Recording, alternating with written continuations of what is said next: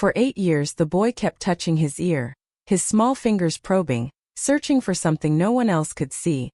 And every doctor said the same thing, nothing we can do. His father spent millions, flew across the world, begged specialists to look again. They all shrugged. Then a maid noticed something no one else did, and what she found inside that child's ear will leave you speechless. Thomas Whitmore had everything money could buy except the one thing that mattered most. His son's hearing. The boy's name was Elias, and he was born on the worst and best day of Thomas's life, the day his wife Catherine took her last breath while bringing their child into the world. The doctors had warned them about complications. Her heart was weak. They said pregnancy could be dangerous, but Catherine had smiled through her tears and whispered to Thomas that some miracles are worth dying for. And when Elias came into the world silent, not crying, not making a sound, Thomas knew immediately something was terribly wrong. The nurses worked frantically. The baby's lips were blue, his tiny chest barely moving, and Catherine, beautiful Catherine with her auburn hair spread across the pillow like a sunset, reached out one trembling hand toward the child she would never hold, and then she was gone. Just like that, the machines screaming, doctors rushing in, but Thomas stood frozen between his dying wife and his silent son, unable to save either of them. The first few weeks were a blur of funeral arrangements and newborn care. Thomas barely slept, barely ate. He would sit in the nursery at 3 in the morning watching Elias sleep, this tiny creature who had cost him everything, and he felt a love so fierce it terrified him, but also a grief so deep he sometimes forgot to breathe. When Elias was 3 months old, Thomas noticed the baby didn't startle at loud noises, didn't turn toward his voice, and the pediatrician's face grew serious during the examination. We need to run some tests, she said gently, and those tests led to more tests, audiologists, specialists, MRIs and CT scans, and finally the diagnosis that shattered what remained of Thomas's world: profound bilateral sensorineural hearing loss, the audiologist explained, which meant both ears, permanent, severe to profound. Your son is deaf, Mr. Whitmore, and there's nothing we can do. But Thomas Whitmore didn't accept nothing. He had built a tech empire from scratch, turned a small software company into a billion-dollar corporation. He had negotiated with world leaders, conquered markets, made the impossible possible. Surely he could fix his own son's ears. So he started calling everyone, the best otolaryngologists in the country, researchers working on cutting-edge treatments, experimental programs, gene therapy trials. He flew Elias to Johns Hopkins, where a team of specialists examined the boy for 2 full days. They looked at scans, debated theories, used words like cochlear malformation and auditory nerve hypoplasia. But in the end they said the same thing: we're sorry, the damage is too extensive, even cochlear implants won't help in this case. Thomas didn't believe them.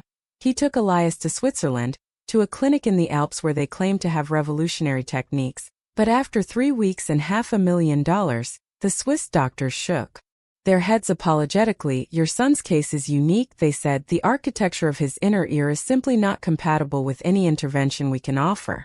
Tokyo was next, a renowned specialist who had restored hearing to children considered hopeless, but Dr. Nakamura examined Elias and bowed deeply, his expression grave. I have seen many difficult cases, he said through a translator, but your son's auditory system did not develop properly in the womb.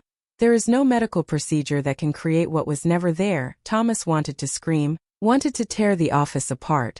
How could the most advanced medical science in the world be useless? How could all his money, all his connections, all his desperate bargaining with God in the middle of sleepless nights, how could none of it matter? But he simply nodded, thanked Dr. Nakamura, and booked the next flight home.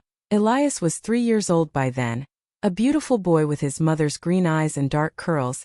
He had learned some basic sign language, could communicate his needs, but Thomas saw the frustration in his son's face when he watched other children talking, laughing, singing, and it broke something in Thomas that no amount of wealth could repair. The years passed in a haze of failed treatments and false hopes. Thomas hired the best speech therapists, the most skilled sign language instructors. He made sure Elias had every educational advantage, every toy, every opportunity. But late at night, Thomas would stand in the doorway of his son's room and watch the boy sleep, and wonder if Catherine was watching too, wondering if she knew that he had failed, that he couldn't keep their son from living in silence. By the time Elias turned 8, Thomas had consulted with 97 different specialists across 6 continents, spent over $18 million on medical treatments, alternative therapies, experimental procedures, and the answer was always the same: Nothing we can do, the boy's condition is permanent, learn to accept it, Mr. Whitmore. Help him thrive in the deaf community. Stop chasing impossible cures. Thomas tried to accept it, he really did. He learned sign language fluently, became involved in deaf advocacy organizations, made sure Elias attended the best schools for deaf children. But he couldn't shake the guilt, couldn't stop seeing Catherine's face in his dreams, couldn't stop wondering if there was something he had missed, some stone left unturned, some miracle he hadn't found yet, and Elias, sweet Elias, never complained, never seemed angry at the world for what it had denied him. But Thomas noticed the way his son would touch his right ear sometimes, absently, as if sensing that something was supposed to be there. Something missing, something wrong, and it haunted Thomas in ways he couldn't explain to anyone. The Whitmore estate was massive, 23,000 square feet of modern architecture and old money, perched on a hillside overlooking the city. It required a full-time staff to maintain, groundskeepers, a chef, security personnel, a driver, and yes, housekeepers. Thomas had gone through 7 different cleaning services in 2 years. They were either unreliable, unprofessional, or made Elias uncomfortable. The boy was sensitive to strangers in his space, needed routine and familiarity, so when the agency sent over Maria Delgado for an interview, Thomas was prepared to be disappointed again. She was a small woman in her mid-50s, with graying hair pulled back in a neat bun, worn hands that spoke of decades of hard work, and eyes that seemed to see more than most people. She stood in his office, straight-backed and dignified. While Thomas explained the position, the hours were long, the standards were high, and the pay was generous, but the work was demanding. Maria listened without interrupting, and when he finished, she simply asked, "May I meet your son?" And something in the way she said it, not the child or the boy, but your son, made Thomas agree. He found Elias in the library, building an elaborate structure with wooden blocks. The boy didn't notice them enter at first, too focused on his creation, and Maria stood in the doorway for a long moment, just watching. Then she walked over slowly, deliberately making sure she was in Elias's line of sight so she wouldn't startle him. She knelt down beside him, studied his block tower, and began helping him, not taking over, not directing, just supporting, placing blocks where his small hands indicated, and Thomas watched, fascinated, as his son, who was usually shy and withdrawn with strangers, began to relax, began to smile. After 20 minutes, Maria stood, signed beautiful work to Elias, which surprised Thomas because he hadn't mentioned his son was deaf. And then she turned to him and said simply, "When do I start?" That was 6 months ago, and Maria had become an indispensable part of their household. She was there every morning at 7, moved through the house like a silent shadow. Everything she touched became cleaner, more organized, more peaceful somehow, but more importantly, Elias loved her. He would follow her from room to room sometimes, watching as she worked, and Maria would talk to him, her hands signing while her mouth formed words he couldn't hear, telling him stories about her own children, about the country she had left behind, about birds and flowers and all the beautiful things in the world. Thomas had never seen his son so comfortable with anyone outside their immediate family, and he was grateful in ways he didn't know how to express. So he gave Maria raises, bonuses, gifts for her own children, but she always seemed more interested in Elias than in any compensation. It was a Tuesday morning in October when everything changed. Thomas was in his home office on a conference call with Singapore, trying to focus on quarterly projections while exhaustion pulled at his consciousness. He had been up most of the night with Elias, who had an earache, not an infection the doctor said, just pressure changes from the weather. But the boy had been in pain, crying silently with tears running down his face, and Thomas had held him, helpless again, useless again, just like always. So when Maria knocked on his office door at 9:30, he was irritated at the interruption, but the expression on her face stopped him mid-sentence. He muted the call. "What is it?" Maria's face was pale, her hands trembling slightly. "Mr. Whitmore," she said quietly, "I need you to come upstairs. I need you to see something." And there was something in her voice, a terrible urgency mixed with barely contained excitement, that made Thomas hang up on Singapore and follow her. They found Elias in his bedroom, sitting on the edge of his bed looking confused and a little scared. Maria had been making his bed, she explained, when Elias came in from brushing his teeth and started touching his right ear again. That gesture Thomas had seen 1,000 times, the boy's small fingers probing, searching. But this time Maria had knelt down, had gently taken Elias's hand away, and asked in sign language if she could look. And Elias, trusting Maria in a way he trusted few people, had nodded, so Maria had tilted his head, used the flashlight on her phone to peer into the ear canal, and that's when she saw it, just barely visible, a tiny edge of something that didn't belong, something dark and foreign, lodged deep in the boy's ear. "Thomas, come here, look," Maria said, her voice shaking now. "Use this." She handed him her phone with the flashlight on, and Thomas knelt beside his son, his heart hammering, tilted Elias's head gently, and looked into the ear that specialists around the world had examined, the ear that had been scanned and probed and declared hopeless, and there, almost hidden in the curve of the ear canal, was something that made his breath stop. It was small, dark, irregular in shape, definitely not biological, definitely not supposed to be there. "How?" Thomas whispered. "How did no one see this?" But even as he said it, he understood. It was positioned in such a way that you had to be at exactly the right angle with exactly the right light, and you had to be looking, really looking, not at scans or charts but at the child himself. Maria met his eyes. "We need to take him to the hospital," she said. "Now, right now." The emergency room at Children's Medical Center was crowded, but Thomas Whitmore's name opened doors. Within 20 minutes they had Elias in an examination room with the head of pediatric otolaryngology standing over him.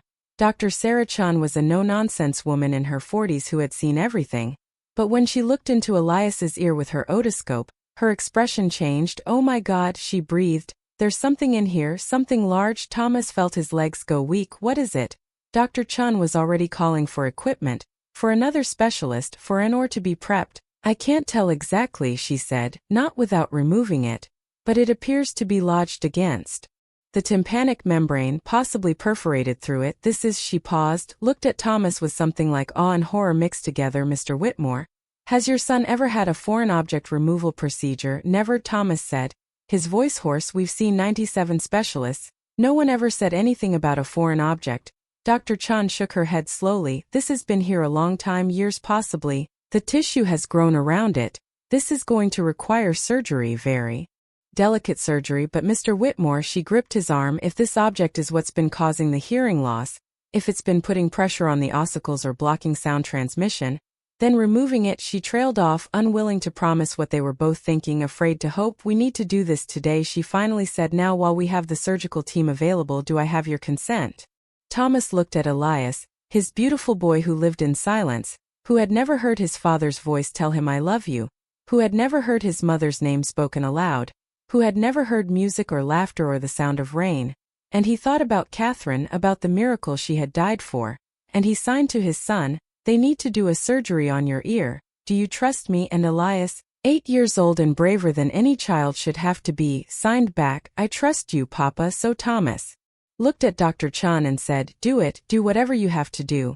And then everything happened very fast, consent forms and anesthesia consultations and pre-op procedures. Maria stayed with them, holding Elias's hand, keeping him calm with stories signed in the air, and Thomas stood against the wall watching, wondering how this woman, this housekeeper he had almost dismissed, had seen what 97 specialists had missed, how her careful attention and genuine love for his son had accomplished what $18 million could not. They took Elias back at 2:15 in the afternoon. Dr. Chun promised it would take about 90 minutes, possibly longer if complications arose. Thomas was supposed to wait in the family lounge, but he couldn't sit still, couldn't make small talk with other anxious parents, so he paced the hallway, and Maria paced with him, silent and steady, and finally Thomas stopped and turned to her. "How did you know to look?" he asked. Maria smiled sadly. "My youngest son," she said quietly, "when he was he pushed a bead into his ear so far up we couldn't see it.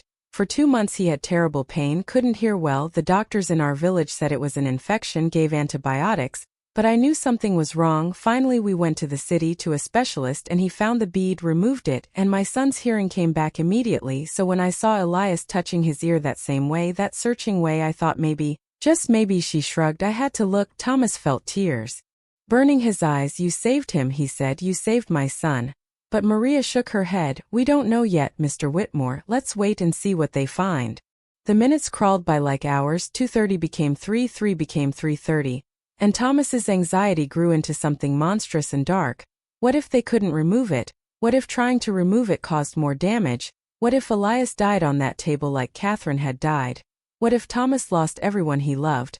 But at 3:47, Dr. Chun emerged from the surgical suite, still in her scrubs, and her face was radiant. "Mr. Whitmore," she said. "You need to see this." She held out a small steel tray, and on it lay what had been removed from Elias's ear. It was a bead, a small plastic bead. The kind that comes in children's craft kits, red with white spots, innocuous and horrible, lodged in your son's right ear for we estimate 8 years, Dr. Chun explained, positioned perfectly to block the ear canal and put constant pressure on the eardrum, causing perforation and damage to the ossicular chain, the bones that transmit sound. Every scan you ever had done was looking for neurological issues, malformations, nerve damage. No one was looking for something this simple, this mechanical, because by the time he was being examined, the tissue had grown around it. It became nearly invisible without direct visualization. And because he was so young when it must have happened, he couldn't tell anyone what was wrong. Thomas stared at the bead, this tiny piece of plastic that had stolen 8 years of his son's life, $18 million of treatment, 97 specialists across 6 continents, and none of them had found it. None of them had really looked at the child in front of them. "How is Elias?" Thomas managed to ask. Dr. Chun smiled. "The surgery went perfectly. We removed the bead, repaired the perforated eardrum with a graft, and reconstructed the damaged ossicles. Now we wait. The eardrum needs to heal, the reconstruction needs to settle. But Mr. Whitmore, if everything heals properly, if the ossicles function as they should, then yes, your son should regain significant hearing, possibly complete hearing in that ear. The left ear will need evaluation too, but one miracle at a time." Thomas's legs gave out then. He sat down hard on the floor right there in the hallway and he wept, great heaving sobs that he had been holding back for 8 years, since the day Catherine died, since the day they told him his son would never hear. And Maria sat down beside him, this proper dignified woman who cleaned his floors, and she put her arm around his shoulders and let him cry. They kept Elias overnight for observation, and Thomas didn't leave his side. He sat in the chair beside his son's hospital bed, watching the boy sleep off the anesthesia, and he thought about all the things he would say when Elias could hear him, thought about the words that had been trapped inside him for so long. "I love you, I'm sorry, your mother would be so proud." But mostly he thought about Maria, about how the answer to his desperate prayers had come not from prestigious medical institutions or cutting-edge technology, but from a woman with worn hands and a generous heart who had paid attention, who had loved his son enough to really see him. Dr. Chun came by at midnight to check on them, found Thomas still awake, still watching. She sat down in the other chair, sighed deeply. "I need to apologize to you, Mr. Whitmore," she said. Thomas looked at her in surprise. "What for? You saved my son." Dr. Chun shook her head. "I should have found this. Every ND who examined him should have found this. We were so focused on complex explanations, rare syndromes, genetic abnormalities, that we missed the simple answer. We failed you and your son." Thomas wanted to be angry, wanted to rage at her and every other doctor who had missed something so obvious, but he was too tired, too grateful, too aware that anger wouldn't give him back the lost years. "Everyone makes mistakes," he said quietly. "What matters is that he's going to be okay now." Dr. Chin nodded. "Yes," she said. "Yes. He is, and Mr. Whitmore, that housekeeper of yours, Maria, she's remarkable." Thomas smiled for the first time in what felt like forever. "Yes," he said. "Yes, she is." Elias woke at dawn, groggy and confused, his hand immediately going to his bandaged ear. But Thomas was there, signing "good morning," signing "you're safe," signing "we love you," and the boy relaxed. Over the next few days the story of what had happened began to piece itself together. Apparently when Elias was about 3 or 4 months old, before anyone knew he was deaf, he must have somehow gotten hold of a bead, perhaps from something of Catherine's. She had loved crafting, jewelry making. There were beads all over the house in those early months when Thomas was drowning in grief and not paying attention to anything.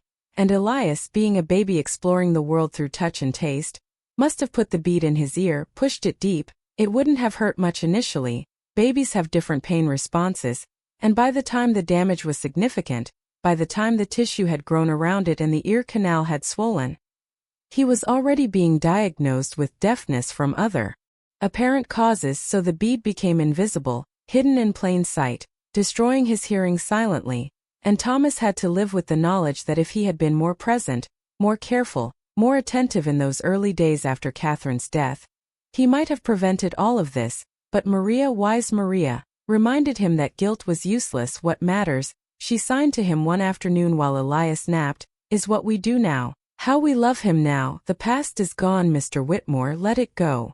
The bandages came off after 2 weeks, and Dr. Chun did a preliminary hearing test, just basic tones, nothing complex, and when Elias's eyes widened at the first sound, when his hand flew to his ear in shock and wonder, Thomas thought his heart would explode.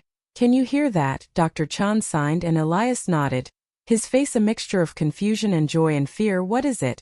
He signed back. "It's sound." Thomas signed, tears streaming down his face. "That's sound, sweetheart, that's what hearing feels like." Over the next few weeks the hearing improved as the surgical site healed. It wasn't perfect. They warned him it might never be perfect. The left ear still had issues that would need to be addressed, but Elias could hear, could distinguish voices, could respond to his name being called. And the first time Thomas said out loud, without signing, "I love you, son," and Elias turned toward the sound with wonder in his eyes, Thomas understood that miracles are real. They just don't always look the way you expect them to. 3 months after the surgery, they held a party at the Whitmore estate. Not a grand charity gala like Thomas usually hosted, but a simple celebration, just family and a few close friends, and Maria and her family, because she was family now in all the ways that mattered.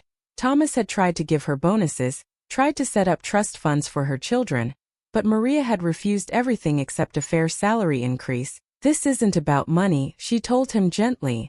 "This is about love, about paying attention to the people around us, about seeing what others miss. Your son taught me as much as I taught him, Mr. Whitmore. Don't make it transactional." So instead Thomas had established a foundation in Catherine's name, dedicated to training medical professionals to consider foreign object impaction in cases of childhood hearing loss, to remember that sometimes the simplest explanation is the right one, to look at the child, really look, before declaring a case hopeless, and Maria agreed to serve on the board, to tell Elias's story so that other children might be spared what he went through. At the party, Thomas watched Elias play with Maria's grandchildren, running through the garden, and he could see his son stop sometimes, tilt his head, listen to the wind in the trees, the birds singing, the laughter around him, and that gesture of wonder, that conscious appreciation of sound brought Thomas to tears again. He cried easily now, had learned that tears weren't weakness but release, weren't failure but feeling.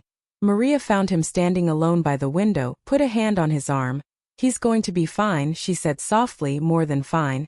He's going to be extraordinary." Thomas nodded. "Thanks to you," he said. Maria shook her head. "Thanks to love, Mr. Whitmore. Love is what saved him, yours and mine and his mother's. Love is the only thing that ever saves anyone."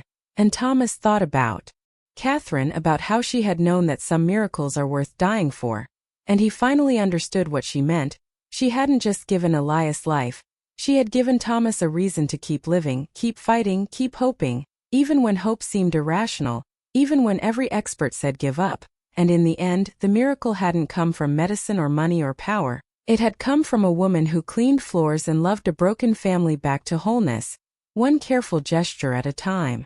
Now, a year later, Elias was thriving, attending a mainstream school with support services, learning to navigate a world of sound after 8 years of silence.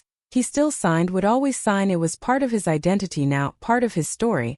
But he could also hear, could talk, could sing off-key in the shower and laugh at his own terrible jokes. And Thomas, who had spent 8 years in his own kind of silence, in grief and guilt and desperate searching, found himself learning to live again too. He had dinner with his son every night, no phones, no work, just the two of them talking and signing and being together.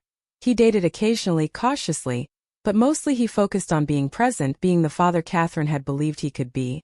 And sometimes late at night, he would go to her grave and tell her everything about Elias's progress, about Maria's wisdom, about how he finally understood that you can't buy miracles. You can only recognize them when they show up in unexpected forms, looking like ordinary people doing ordinary work with extraordinary love. Maria still worked for the Whitmore family, not as a housekeeper anymore but as what Thomas called his director of common sense. She managed the household, yes, but she also kept him grounded, kept him focused on what mattered. And she loved Elias with the fierce protective love of someone who had seen him at his most vulnerable and helped him find his way back to sound and self. The bead, that terrible wonderful bead, was encased in glass now, sitting on Thomas's desk, a reminder that sometimes the biggest obstacles in life are small things we don't see, small wounds we don't know we're carrying, small pieces of the past that lodge themselves in tender places and quietly destroy us from the inside. And the only cure is someone who cares enough to really look, to see past the scans and the specialists and the expensive treatments, to see the person, the child, the soul in need of help. Maria had done that for Elias, had given him back not just his hearing but his future, his possibility, his chance to live fully in a world of sound and silence both, because that's the thing about miracles, Thomas thought, they don't erase what was, they don't undo the pain or recover the lost years, they just open a door to what could be, to healing and hope and the terrifying beautiful gift of a second chance. And sometimes, if you're very lucky, the person who opens that door is exactly who you need, exactly when you need them, even if she shows up looking like a housekeeper with worn hands and wise eyes. Even if the miracle arrives disguised as an ordinary Tuesday morning, even if the thing that saves you is as simple as someone who loves your child enough to kneel down, tilt his head, shine a light, and really see. The story of Elias Whitmore's healing spread quietly through medical circles, not as a triumph of technology but as a cautionary tale about the importance of thorough physical examination, about the danger of assuming complex causes when simple explanations exist, and about the value of listening to people who spend time with patients outside clinical settings, caregivers and family members, and yes, housekeepers who notice patterns that 15-minute appointments miss. Dr. Chun used the case in her teaching, presented it at conferences, and always ended with the same message: never stop looking, never assume you know everything, never underestimate the observations of the people who love your patients, because medicine is both science and art, technology and humanity, and sometimes the most important tool in your diagnostic arsenal is simple careful attention paired with genuine concern. The Catherine Whitmore Foundation funded research into foreign body impaction in children, developed better screening protocols, created educational materials for parents and pediatricians, and in the 3 years since its founding, the Foundation's work had led to the detection and removal of foreign objects in 47 children previously diagnosed with permanent hearing loss. 47 families spared the years of grief and searching that the Whitmores had endured, 47 miracles made possible by one woman's careful observation, and one father's determination to turn his pain into purpose. Thomas often thought about the parallel lives he might have lived. In one version, Elias never regains his hearing, grows up in silence, and Thomas spends the rest of his days wondering what he missed, what he could have done differently. In another version, maybe Catherine survives the birth, and she's the one who notices the bead, saves their son herself, and they raise him together in a house full of love and sound and second chances. But this version, the real version where Catherine died, and Elias suffered and Maria appeared exactly when she was needed most. This version had taught Thomas things the others couldn't, about humility and gratitude and the way grace sometimes arrives in the form of an ordinary person doing extraordinary things without seeking recognition or reward, about how wealth can buy access but not wisdom, power but not peace, treatment but not healing, and about how the things that save us are often free, love and attention and care and the willingness to kneel beside a hurting child and look close enough to see what's really wrong. These lessons had remade Thomas, stripped away his arrogance and his assumption that money solved everything, taught him to value people for who they are rather than what they can do for him. And if that education came at the cost of 8 years of his son's hearing, well, he still didn't know if it was worth it, still woke some nights angry at God or fate or the universe for extracting such a terrible price. But he also knew that pain can be transformative if you let it, that suffering can crack you open to compassion, that sometimes we have to lose everything to discover what's truly essential. And what was essential, he had learned, was simply this: paying attention, showing up, loving the people in front of you with everything you have, and trusting that miracles, when they come, will look nothing like you imagined. So when people asked Thomas Whitmore, billionaire, tech mogul, philanthropist, what was the best investment he ever made, he didn't talk about the companies he built or the markets he conquered or the fortune he accumulated. He talked about a woman named Maria Delgado who he hired to clean his floors and who saved his son's life by doing something radical and simple. She really looked, and what she saw changed everything. And isn't that what we're all searching for? Thomas would say. Someone who sees us, really sees us, past the diagnoses and the labels and the assumptions. Someone who cares enough to kneel down, shine a light into our darkest places, and gently, carefully, remove the small sharp things that are slowly destroying us from the inside. That's the miracle. Not that Elias can hear now, though thank God he can, but that someone loved him enough to search for the truth when everyone else had stopped looking. That's the kind of wealth money can't buy. That's the kind of power that actually changes the world one careful gesture, one moment of attention, one act of love at a time.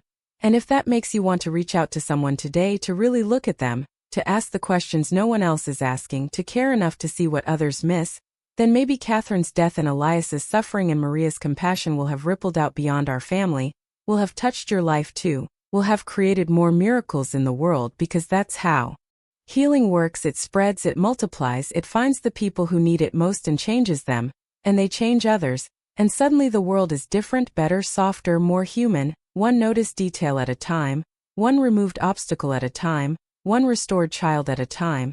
And that's a story worth telling, a lesson worth learning, a hope worth holding on to even in the darkest silence, even when every expert says nothing can be done, even when you've tried everything and failed, because sometimes the answer you need is closer than you think, simpler than you imagine, waiting to be found by someone with the courage to really look and the love to keep looking until the truth reveals itself. And when it does, when the obstacle is finally removed and the healing begins and the silence gives way to sound, you'll understand what Catherine knew all along, that some miracles are worth dying for, some miracles are worth fighting for, and some miracles are worth noticing, celebrating, and sharing with everyone who needs to hear that impossible things become possible when ordinary people decide to care extraordinarily about the broken, hurting, searching souls around them. And that decision, that choice to notice, to care, to act, that's where every miracle begins. In the worn hands of a housekeeper, in the desperate heart of a father, in the resilient spirit of a child who touched his ear for 8 years and never stopped hoping that someone, somewhere would finally understand.